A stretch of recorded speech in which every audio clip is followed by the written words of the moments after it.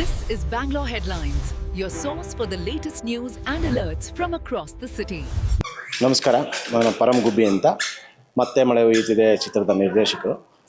ಮತ್ತೆ ಮಳೆ ಹೊಯ್ಯುತ್ತಿದೆ ಒಂದು ಕಿರುಕಾದಂಬರಿ ಆಧಾರಿತ ಕೆ ಸದಾಶಿವ ಅವರ ಕಿರುಕಾದಂಬರಿ ಆಧಾರಿತ ಚಿತ್ರ ಮತ್ತೆ ಮಳೆ ಹೊಯ್ಯುತ್ತಿದೆ. ಈ ಚಿತ್ರದ ನಿರ್ಮಾಪಕರು ಬಂದು ಸುಮಾ ಮತ್ತು ಶ್ರುತಿ ಅನಿಲ್ ಕುಮಾರ್ ಅನ್ನೋರು. ಒಂದು ಚಿತ್ರ ನಿರ್ಮಾಣ ಮಾಡಬೇಕು ಅನ್ನೋ ಒಂದು ಹಂಬಲದಿಂದ ಈ ಚಿತ್ರವನ್ನು ಅವ್ರು ಕೈಗೆತ್ಕೊಂಡ್ರು. ನಿರ್ದೇಶನ ಜವಾಬ್ದಾರಿ ನನಗೆ ಕೊಟ್ಟಿದ್ದಾರೆ. ಹಾಗಾಗಿ ಇಲ್ಲಿ ಒಂದು ಪ್ರೀತಿಯ ಪ್ರೇಮಗಳ ಒಂದು ತುಡಿತವಿದೆ, ಮಿಡಿತ ಇದೆ. ಹಾಗಾಗಿ ಹೊಸ ಚಿಗುರು ಹಳೆ ಬೇರು ಕೂಡಿರಲು ಮರ ಸೊಬಗು ಅನ್ನುವಂತೆ ಈ ಸಿನಿಮಾದಲ್ಲಿ ಒಂದು ಕಥಾ ಸಾರಾಂಶವನ್ನು ನಾಯಕ ಮತ್ತು ನಾಯಕಿಯ ಮೇಲೆ ನಾವು ಪ್ಲೇ ಮಾಡ್ಕೊಂಡು ಹೋಗ್ತೀವಿ. ಮತ್ತೊಂದು ಜನ್ರೇಷನ್ ಸ್ಟಾರ್ಟ್ ಆದರೆ ಆ ಜನ್ರೇಷನ್ ಪ್ರೀತಿ ಪ್ರೇಮಕ್ಕೆ ಈ ಹಿರಿಯ ಒಬ್ಬ ಏನಿರ್ತಾರೆ ಪ್ರಿನ್ಸಿಪಲ್, ಅವ್ರು ಹೇಗೆ ಅದಕ್ಕೆ ಅವ್ರಿಗೆ ಪೋಷಿಸ್ತಾರೆ, ನೀರು ಎರೀತಾರೆ, ಅವ್ರ ಪ್ರೀತಿಗೆ ಸಹಕಾರ ಕೊಡ್ತಾರೆ, ಮತ್ತು ಆ ಭಾವನೆಗಳನ್ನು ಹೇಗೆ ಹಂಚ್ಕೊಳ್ತಾರೆ ಅನ್ನೋದೇ ಅವನ ಭಾವನೆಗಳೇ ಬಂದು ಮಳೆ ನೆನಪು, ಅದೇ ಮಳೆ ಆಗಿರುತ್ತೆ. ಮತ್ತು ಪ್ರೀತಿ ಪ್ರೇಮ ಅನ್ನೋದು ಯಾವತ್ತೂ ಹಚ್ಚ ಹಸಿರು.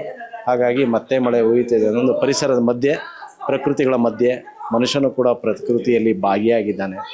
ಆ ಕಥೆಯನ್ನು ಇಟ್ಕೊಂಡೇ ಇಲ್ಲಿ ನಾವು ಸಿನಿಮಾ ಮಾಡಿ ಇಲ್ಲಿ ಮನುಷ್ಯನ ಮಾನವೀಯ ಮೌಲ್ಯ ಸಂಬಂಧಗಳನ್ನು ಜೋಪಾನ ತೆರೆದಿಡುವಂಥ ಕೆಲಸಗಳನ್ನು ನಾವು ಈ ಸಿನಿಮಾದಲ್ಲಿ ಮಾಡಿದ್ದೀವಿ ಸರ್. ಇದು ನನ್ನ ಮೊದಲನೇ ಚಿತ್ರ. ನಮ್ಮ ತಂದೆ ಮತ್ತು ನನ್ನ ತಾಯಿನೇ ಇದನ್ನ ಪ್ರೊಡ್ಯೂಸ್ ಮಾಡ್ತಾ ಇದ್ದಾರೆ.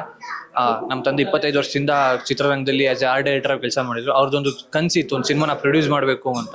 ಅದೇ ಟೈಮ್ಗೆ ಕಬಡ್ಡಿ ನರೇಂದ್ರ ಬಾಬು ಸರ್ ಮತ್ತು ಪರಂ ಗುಬ್ಬಿ ಅವರು ಅವ್ರದ್ದು ಲಾಂಗ್ ಟರ್ಮ್ ಫ್ರೆಂಡ್ಶಿಪ್ ಇದರಿಂದ ಅವರು ಆಯಿತು ನಿಮಗೋಸ್ಕರ ಮಾಡ್ತೀವಿ ಅಂತ ಅವ್ರು ಒಪ್ಕೊಂಡು ಈ ಚಿತ್ರನ ಮಾಡಿದ್ದಾರೆ. ಆ್ಯಂಡ್ ಈ ಚಿತ್ರದ ನನ್ನ ಕ್ಯಾರೆಕ್ಟರ್ ಬಗ್ಗೆ ಹೇಳ್ಬೇಕು ಅಂದರೆ ಒಬ್ಬ ಜಾಯಲ್ ಕಾಲೇಜ್ ಹುಡುಗನ ಕ್ಯಾರೆಕ್ಟ್ರು. ಚೆನ್ನಾಗಿ ಓದ್ತಾನೆ, ಬಟ್ ಹಂಗೆ ತರಲೆ ಜಾಸ್ತಿ ಕಾಲೇಜಲ್ಲಿ, ಯಾವ್ದಕ್ಕೂ ಡೋಂಟ್ ಕೇರ್ ಆ್ಯಟಿಟ್ಯೂಡು. ಅದು ಒಬ್ಬನೇ ಮಗ, ಅಪ್ಪ ಇರಲ್ಲ, ಅಮ್ಮ ಮಗ ತಂಗಿ ಅಷ್ಟೇ, ಹೊರೆ ಜನ. ಮಧ್ಯದ ಕಾಲೇಜಲ್ಲಿ ನಡೆಯೋ ಕೆಲವೊಂದು ಸನ್ನಿವೇಶದಿಂದ ಏನಾಗುತ್ತೆ ಅನ್ನೋದನ್ನ ಚಿತ್ರಮಂದಿರದಲ್ಲಿ ನೋಡಿ ಗೊತ್ತಾಗುತ್ತೆ. ಅದು ತುಂಬ ಒಳ್ಳೆ ಕತೆ, ತುಂಬ ಚೆನ್ನಾಗಿ ಬಂದಿದೆ ಕತೆ, ಶೂಟಿಂಗ್ ಎಲ್ಲ. ಆಮೇಲೆ ನಮಗೆ ನೇಚರ್, ಶೂಟಿಂಗ್ ಟೈಮಲ್ಲಿ ನಮಗೆ ನೇಚರ್ ತುಂಬ ಹೆಲ್ಪ್ ಮಾಡಿದೆ. ಆ್ಯಂಡ್ ಅಲ್ಲಿ ಲೊಕೇಶನ್ ಆಗಲಿ ಏನೇ ಆಗಲಿ ಶೂಟಿಂಗ್ ಟೈಮಲ್ಲಿ ತುಂಬ ಎಂಜಾಯ್ ಮಾಡಿದ್ದೀವಿ. ಸೊ ಚಿತ್ರಮಂದಿರದಲ್ಲೇ ಬಂದು ನೋಡಿ. Thank you. ಎಲ್ರಿಗೂ ನನ್ನ ನಮಸ್ಕಾರ. ನಾನು ಇದಕ್ಕೆ ಪ್ರೊಡ್ಯೂಸ್ ಮಾಡಿದ್ದೀನಿ ಮತ್ತು ಸಿನಿಮಾದಲ್ಲಿ ಒಂದು ಪಾತ್ರವನ್ನು ಕೂಡ ಮಾಡಿದ್ದೀನಿ ಲೆಕ್ಚರರ್ ಆಗಿ. 80ರ ದಶಕದಲ್ಲಿ ಬರುವಂಥ ಒಂದು ಸೀನ್ ಏನಿದೆ ಅದರಲ್ಲಿ ಒಂದು ಲೆಕ್ಚರ್ ಪಾತ್ರವನ್ನು ಮಾಡಿದ್ದೀನಿ ಮತ್ತು ಪ್ರೊಡ್ಯೂಸ್ ಮಾಡಿದ್ದೀವಿ. ಹಾಂ, ಹಲೋ. ಮಗ ಅಷ್ಟು ಸಿನಿಮಾದಲ್ಲಿ ಮಾಡ್ತಾ ಇದ್ದಾನೆ.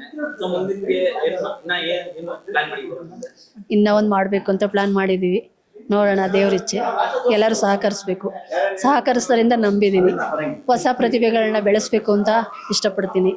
ಹಾಗೆಯೇ ಮೊದಲನೇದು ನಮ್ಮನೆಯವ್ರು ತುಂಬ 25 ವರ್ಷದಿಂದ ಕಾರ್ಮಿಕರಾಗಿ ವರ್ಕ್ ಮಾಡ್ತಾಯಿದ್ರು. ಮೊದಲನೇ ಸಾರಿ ನಾವು ಇವಾಗ ಒಂದು ಪ್ರೊಡ್ಯೂಸ್ ಮಾಡಿದ್ದೀವಿ. ಹಂಗಾಗಿ ಎಲ್ಲರೂ ಕೇಳ್ಕೊಳ್ಳೋದಿಷ್ಟೇ, ಸಿನಿಮಾವನ್ನು ಬೆಳೆಸಬೇಕು, ಹಾರೈಸಬೇಕು. ಎಲ್ಲ ಹೊಸಬ್ರೆ ಪ್ರೊಡ್ಯೂಸರು ಹೊಸಬ್ರೆ ಆಗಿದ್ದಾರೆ, ನಿರ್ದೇಶನ ಮಾಡಿದವರು ಹೊಸಬ್ರೆ, ಎಲ್ಲರೂ ಹೊಸಬ್ರೆ, ಕಲಾವಿದರು ಹೊಸಬ್ರೆ. ಹಾಗಾಗಿ ಎಲ್ಲರೂ ಬೆಳೆಸಬೇಕು. ಮತ್ತೆ ಕಲಾವಿದರುಗಳಿಗೆ ಮತ್ತೆ ಅವಕಾಶಗಳು ಸಿಗಬೇಕು ಸರ್. ಇದರಿಂದ ಅದೇ ನನ್ನ ಪ್ರಾರ್ಥನೆ.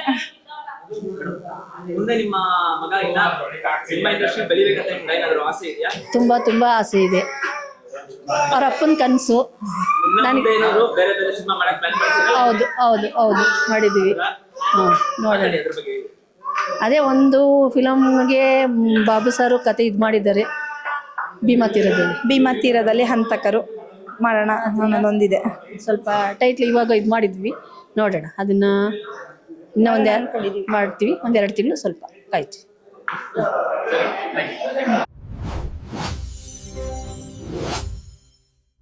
Subscribe channel for latest update.